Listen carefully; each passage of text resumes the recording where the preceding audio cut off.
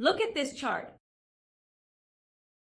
Salesforce, HubSpot, Workday, Asana, Atlassian, every single one down 30 to 60% this year. The entire software industry collapsing at the same time. Wall Street even gave it a name, the SaaS apocalypse. And the cause isn't a recession, it's AI. Here's the simple version. AI isn't just changing how we work, it's dismantling the business models built around how we used to work. And nowhere is that more visible than in SaaS. Most of the software on that list charges per seat, one human, one subscription. That model minted some of the most valuable companies of the last decade. AI just broke it. When one AI agent can do the work of 10 people, you don't need 10 seats, you don't need 10 Asana accounts or 10 HubSpot licenses. The software doesn't disappear, but the revenue tied to human headcount does. This isn't theory, it's already in the earnings reports.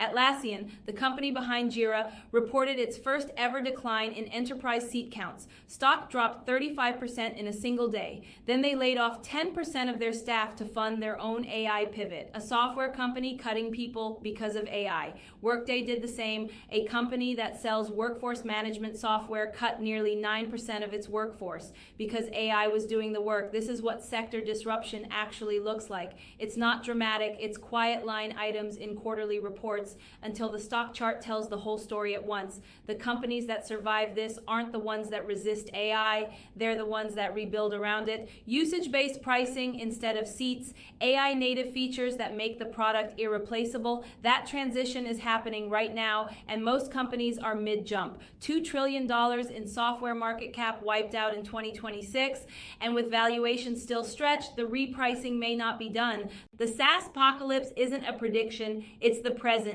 Subscribe. This story is moving fast, and we break it down every week.